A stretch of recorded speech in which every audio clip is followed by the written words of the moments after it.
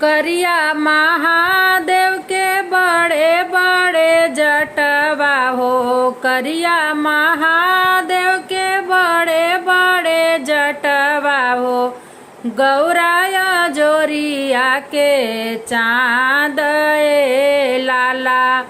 गौराया जोरिया के चाँद ए लाला।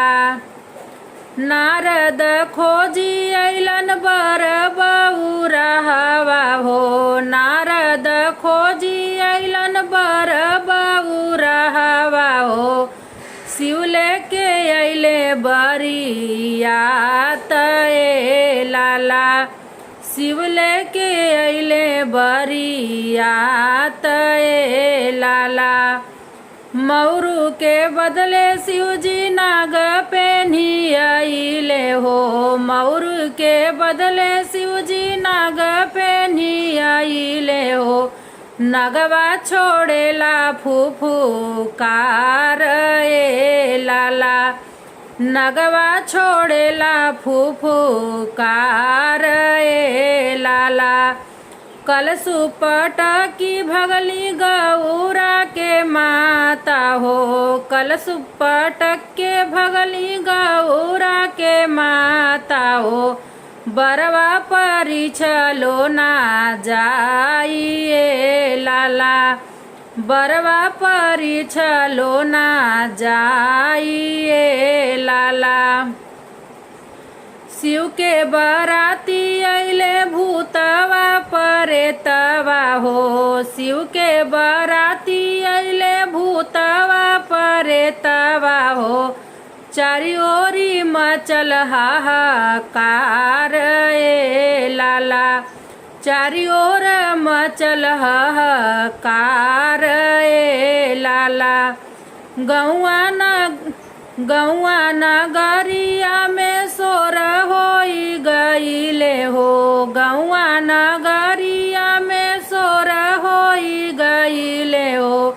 गौरा के अजबे बरात ए लाला। गौरा के अजबे बरात ए लाला। ऐसन रूप जानी धरिए महादेव। ऐसन रूप जानी धरिए महादेव। नगरी में मचल हाहाकार ए लाला। नगरी में मचल हाहाकार ए लाला। गौरा के बात सुनी शिव मुस्कइले हो। गौरा के बात सुनी शिव मुस्कुराइले हो।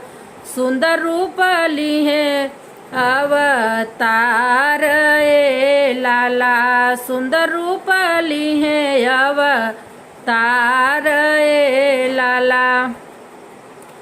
कलशुप उठाई सासु बरवा परी चली हो। कलशुप उठाई सासु बरवा परी चली हो। बड़ा निक लागेले दमाद ए लाला। बड़ा निक लागेले दमाद ए लाला। आजू गौरी शंकर जी के भइले बियाहवा हो। आजू गौरी शंकर जी के भइले बियाहवा हो। देव मुनि करे जय जयकार ए लाला। देव मुनि करे जय जयकार ए लाला। करिया महादेव के बड़े बड़े जटवा हो। करिया महादेव के बड़े बड़े जटवा हो। गौराया जोरिया के चाँद ए लाला। गौराया जोरिया के चाँद ए लाला।